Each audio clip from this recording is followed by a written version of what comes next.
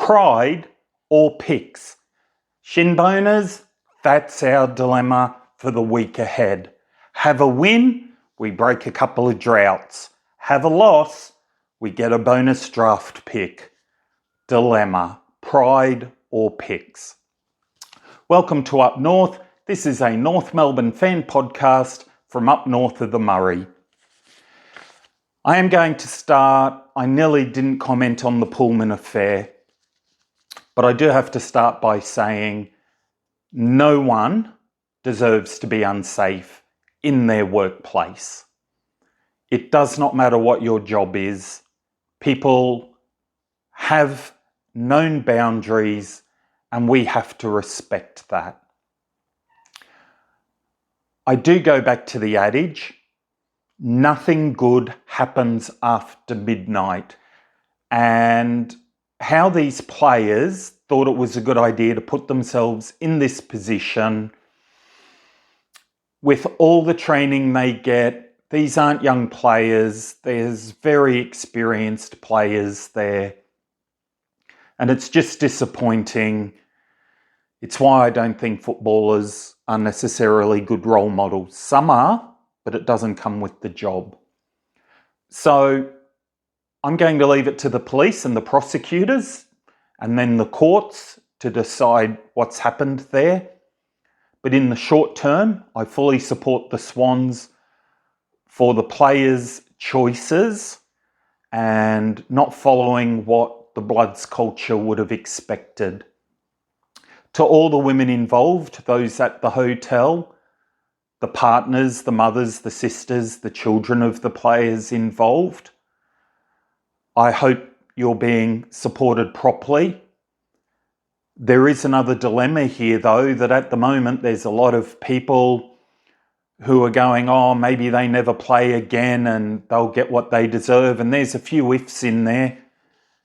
But won't it come to the test if it's your club that could get one of those 3 champion players next year? So for North Melbourne, when we find out what happens, if Nick Blakey wants to come home, well, his father's club, are we going to welcome him with open arms or say, no, there's been a boundary crossed? And I know there's at least 2 big ifs in there, but it's not acceptable in a week that schoolboys are being alleged to have raped women and the 49th woman has been killed by a man known to her.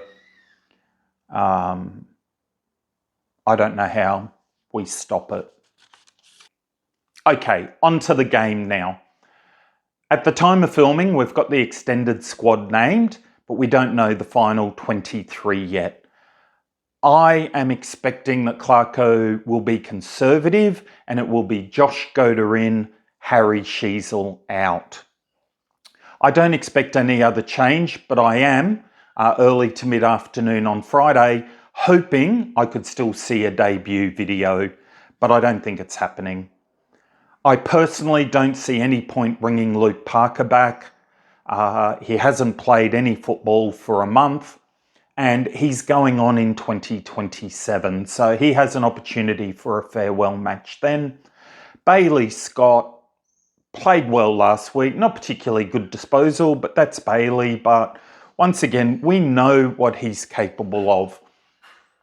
So if we get to the stage where a second change is being made, I hope it's Griffin. And I'd be very disappointed if Goder doesn't play. There's also a stat from the week. 2 things here involving Harry Sheezel. The first one is North Melbourne and Fremantle are the only 2 teams that have so far had 10 players play every game. I only got 9 of the 10 and kicked myself when I didn't get the 10th. Of course, our number's going to drop to 9.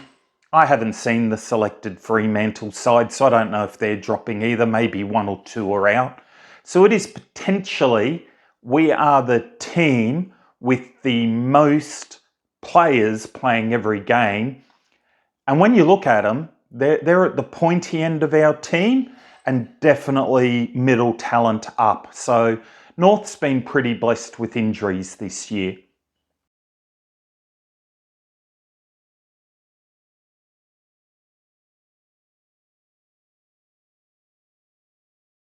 The second news involving Harry Sheezel is he was elected to the under 22 All-Australian 22 for the fourth time, putting him in rare air there with Nick Dacos, Sam Walsh. Only 8 people have had that distinction, and he's also the captain. Colby McKercher is there for the second time. I actually thought Finn O'Sullivan had more of a chance than Colby getting in, but well done, Colby. Finn, hopefully next year. George Wardlaw, yeah, maybe too many people had voted before he had that fantastic Thursday night game. He would have been coming from a long way behind. And making his debut in that team, of course, is Cooper Trembath. And okay, he's rucked 15% of the time, taken 20% of our hit-outs. Yet this is one of the downfalls of the All-Australian, that players are often picked out of position, and Cooper Trembath, he could play ruck in this team if it was a real game, so I have no problems there. Congratulations, Cooper. Great recognition. Linking subjects and coming to Cooper Trembath, there's been a bit of talk about why isn't he in discussion for the actual Rising Star. Now, the judges can vote for 5 players each. I would be mightily disappointed if Cooper Trembath isn't in the top 5. From where he come last year, not through the Talent League, from suburban football, 3 games, to playing all the games this year, regularly kicking 3 goals, getting 30 goals for the season, plus his work in the ruck, he surely has to be one of the top 5. I can't see him getting any higher than 3rd. Personally, for me, it's Harry Dean. Playing as a key position player is a lot harder than being an on-baller. And that's not to take anything away from Jagger Smith. If he wins it, he is deserving. But in my opinion, Harry Dean, number 1. Yet Jagger Smith, that consistency, number 2. Cooper, personally, he's number 3 for the same reason I put Harry Dean 1. And Will Dersma seems to have fallen off a bit. And then the gap after 4th, to me, it's pretty even. There's a lot of talented players out there. Whoever forms that 5, they are talented players and they're worthy. But for me, it would go Harry Dean, Jagger Smith, Cooper Trembath, Willem Dersma, and we'll see what happens after that. I did say at the start that this on Sunday could be a drought-breaking performance. This could be the first time since 2019, so first time this decade, we have 10 wins in a season. We haven't beaten the Swans since 2018 at the SCG by 2 points. Mind you, unlike Geelong and the Western Bulldogs, the Sydney Swans haven't actually flogged us as much. The average, instead of being 50 points, is down around the 20s. And when you think that in there was the interchange gate, now we might have lost that one, we might not have. I think just before that run, we lost another game to them when they had 19. No, we didn't lose, it was a draw, so it's before this streak. But they had 19 players on the field and nothing happened.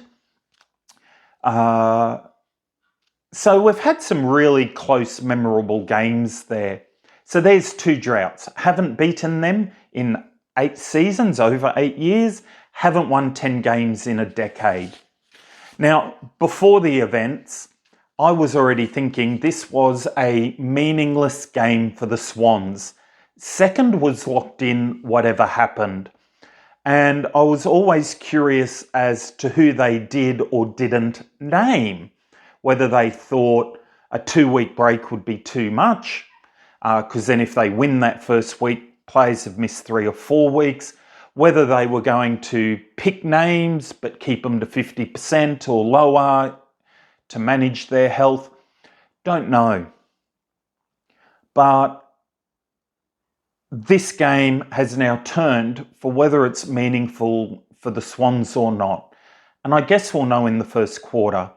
It is possible it's a meaningless game and the players that represent the Swans, they're going to come out and be emotionally drained from this week trying to work out what happens, and they're easier to play against. What could also happen though is Dean Cox and his team will actually look forward to be able to go out and do something and maybe make, you can't make amends for what happened, but maybe put a smile on the fans' faces. So they might actually come out with more to play now and be tougher for us. We're not going to know until the day, but man, it's not a normal round 24, is it? And we had Geelong last week after concussion waiver, which has gone away from the news cycle.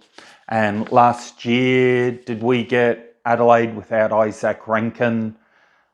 We didn't manage to win either of those 2 matches. So is it third time a charm or things come in threes? I'm Lyle from up north. If you're still listening, thank you. As for the dilemma, I will always pick the win over draft picks. I have no regrets over the Harley Reid game. I do doubt how serious the Suns were in that game. It was Eddie Ford's first win in over a season. Nick Larkey got 9 goals and an All-Australian jacket out of it. The players went into the off-season feeling a little bit better about themselves. And the other unknown is, if we got Harley Reid, would we have got those strings attached 3 first-round draft picks? And it's a bit hard to unpick them, but yeah, we got Goad in there, and we got Dawson in there, and we got Hardiman in there. We may not have had those players if we got Harley Reid. So too many unknowns. You never know. Jason Horne-Francis or Zane Dersma, you never know what you're going to get. So for me, let's go and get the 4 points. I actually thought we were a sneaky chance before everything happened. But if we turn up with the attitude of the last 3 weeks, I think we can get home by 18 points. What are your thoughts? Leave them in the comments below. Thanks for listening. And until next time, up north!